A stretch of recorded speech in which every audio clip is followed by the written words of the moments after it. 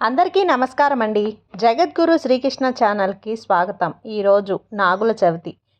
కార్తీక మాసం శివకేశవులకే కాదు, సుబ్రహ్మణ్య స్వామికి కూడా విశిష్టమైనదిగా చెప్పుకోవచ్చు. ఈ మాసం పేరే కార్తికేయుని ప్రాముఖ్యతను తెలియజేస్తుంది. అందుచేత ఈ మాసంలోని శుద్ధ చవితి నాడు సర్పరూప సుబ్రహ్మణ్య స్వామిని పూజించాలి. ఈ రోజును నాగుల చవితి, మహాచతుర్థి అని కూడా అంటారు. ఈరోజు పచ్చి చలిమి చేసుకొని ఆవు పాలు, పూలు, పళ్ళు కూడా తీసుకొని పాము పుట్ట దగ్గరకు వెళ్ళి నాగదేవతకు దీపారాధన చేసి పూజ చేసి పుట్ట కన్నులలో ఆవు పాలు పోసి చలిమి కూడా వేసి 2 మతాబులు, కాకర పువ్వులు లాంటివి వెలిగించుకుంటారు.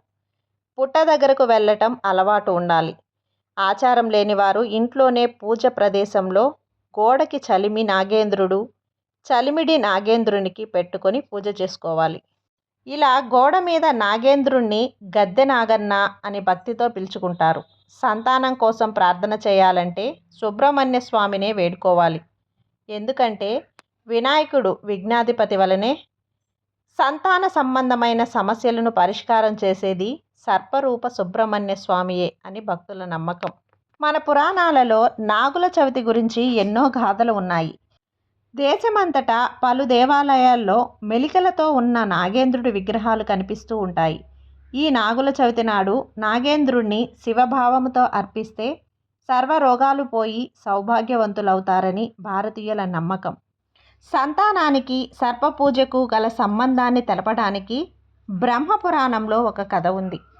సూరసేనుడు చంద్రవంశపు రాజు. సూరసేనుడు, అతని భార్య సంతానం కోసం చాలా రోజులు తపస్సు చేశారు. చివరికి వారికి ఒక సర్పం పుట్టింది. ఆ సర్పాన్నే వీరు పెంచుతూ వచ్చారు. కొన్నాళ్లకు ఆ సర్పం మనుషుల భాషలో మాట్లాడింది. ఆ పాము తనకు ఉపనయనం చేయమని కోరింది. రాజు అలాగే చేశాడు. కొన్నాళ్లకు ఆ పాము తనకు పెళ్లి చేయమని కోరింది. ఖడ్గాన్ని పంపి ఒక రాజకుమార్తెతో పెళ్లి చేసి రప్పించాడు. ఆమె అత్తింటికి వచ్చి తన మగడు ఒక పాము అని తెలుసుకుంది. ఆమె ఏమాత్రం భయపడక ఆ పాముతో కలిసిమెలిసి ఉంటూ ఉండేది. నన్ను చూసి నువ్వెందుకు భయపడవు అని పాము ఆమెను అడిగింది. భర్త ఎట్టివాడైనా స్త్రీకి దైవ సమానుడు. దైవాన్ని చూసి భయపడటం దేనికి అని సమాధానం చెప్పింది.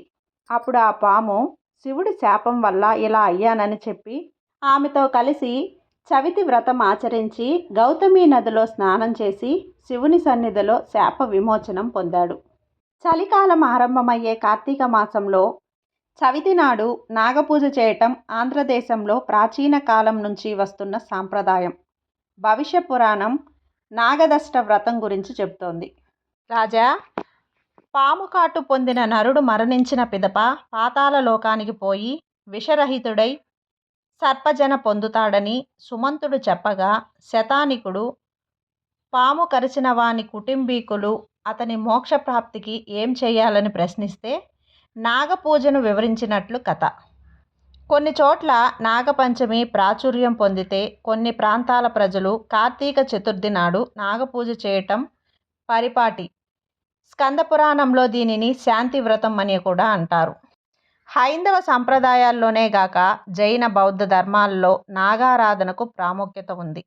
అమరావతి స్తూపంలో ఫణీంద్రుడు పడగ విప్పిన చిత్రాలు ఉన్నాయి. దుర్గాదేవి పరివారంలో ఒక సర్పం కూడా ఉంది.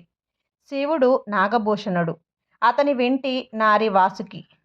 శ్రీ మహావిష్ణువు మేను వాల్చింది నాగతల్పంపైనే. వినాయకుడికి సర్పం ఆభరణం. యజ్ఞోపవీతం కూడా. కుమారస్వామి వాహనమైన మయూరం కాళ్లకు సర్పాలు చుట్టుకొని ఉంటాయి.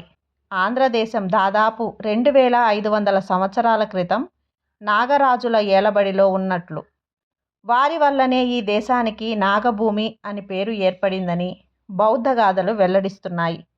సర్పం జాతీయ చిహ్నంగా గల ప్రాచీన తెగ నాగులని కొందరు చరిత్రకారులు అభిప్రాయం. ఆంధ్రదేశంలో నాగపూజకు పరంపరాగతంగా వస్తోంది. శాతవాహనుల నాటి బౌద్ధాచార్యుడు నాగార్జునుని పేరులో నాగ శబ్దం ఉంది. నాగవరం, నాగపట్నం, నాగులపాడు మొదలైన గ్రామ నామాలు, నాగయ్య, నాగమ్మ వంటి వ్యక్తి నామాలు, నాగులేరు, నాగరం, నాగుల చీర మొదలైన విశేష నామాలు తెలుగునాట ప్రసిద్ధం. అమరావతి స్తూపంలో నాగబు శాసన స్తంభమైన తొలి తెలుగు మాటగా వేటూరి ప్రభాకర శాస్త్రి గుర్తించారు. మహావిష్ణువు చాతుర్మాన్యంతరం నిద్రలేచే ఉత్తాదనేకాదశికి ఈ నాగుల చవితి దగ్గరగా ఉన్నందున కార్తీక శుద్ధ చవితి నాడే నాగపూజ ఆంధ్రుల ఆచారం.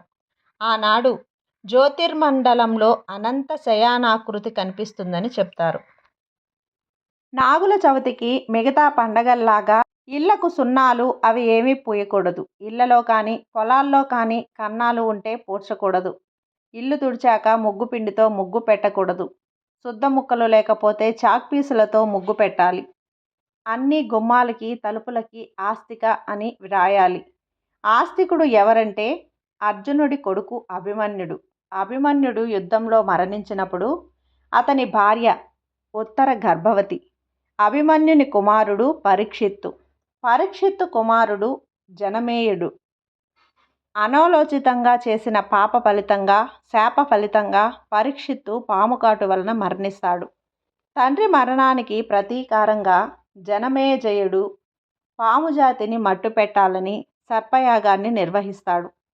యాగం మధ్యలో సర్పజాతిని రక్షించడానికి ఆస్తికుడు వచ్చి తన మాటల చాతుర్యంతో జనమేజయాన్ని ఒప్పించి సర్పయాగాన్ని ఆపి జగత్ కళ్యాణ కారకుడవుతాడు. అందుకే నాగుల చవితి రోజు ప్రతి వాకిలి దగ్గర ఆస్తిక అని వ్రాసి సర్పజాతిని కాపాడిన వాడిని తలుచుకోవటం జరుగుతుంది.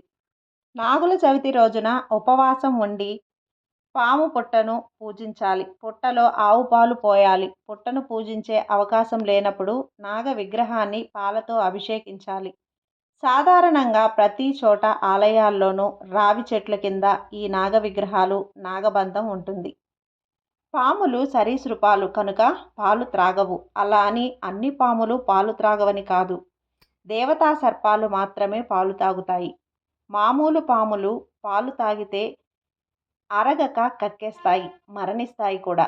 దేవతా సర్పాలు ఎక్కడ పడితే అక్కడ ఉండవు, మనిషి కంటికి కనిపించవు. అంటే మానవ కదలికలను లేని మహారణ్యాలలో మాత్రమే ఉంటాయి. అందువల్ల పుట్టలో ప్యాకెట్ల కొద్దీ పాలు పోయకండి. నాగజాతిని తలుచుకొని నాగదేవతకు నైవేద్యంగా 1-2 చెంచాల పాలు మాత్రమే పుట్టలో పోసి మిగతావి ప్రసాదంగా స్వీకరించండి. మంచిది. నాగదేవత పూజలో పసుపు కుంకుమలను పుట్ట దగ్గర వాడవద్దు. పసుపు అంటే పాములకు అలర్జీ. పసుపు వాటి శరీరానికి అంటుకోవటం వలన కూడా అవి మరణించే అవకాశం ఉంది. పండగ పూట పాపం చేయకండి. పసుపు కుంకుమలను పుట్ట దగ్గర వాడకండి. పుట్ట దగ్గర నాగబంధం దగ్గర పూజించాక ఇంటి గడప దగ్గర కూడా పాలు పోయాలి. ప్రతి ఇంటి గుమ్మం దగ్గర నాగరాజు కొలువుండి ఇంటిని రక్షిస్తూ ఉంటాడు కనుక ఇంటి గడప మీద పాలు పోయండి. కాసింత చిమ్మిలి చలివిడి పెట్టండి. ఒక అరటిపండు ముక్క పెట్టండి. మరునాడు ఇంట్లో బంగారంతో కానీ వెండితో కానీ కొయ్యతో కానీ మట్టితో కానీ చేసిన నాగ ప్రతిమను పంచామృతాలతోనూ జాజి సంపెంగ లాంటి సువాసన గల పూలతోనూ పూజించాలి. ఈ నాగ పూజ చేయటం వలన సర్పదోషాలు నశిస్తాయి. ఇలా ఈరోజు నాగుల చవితి యొక్క విశిష్టతను అలాగే నాగవ్రతం యొక్క కథను గురించి తెలుసుకున్నాం కదండి. ఈ వీడియో కనుక మీకు నచ్చినట్లయితే లైక్ చేసి సబ్స్క్రైబ్ చేయండి.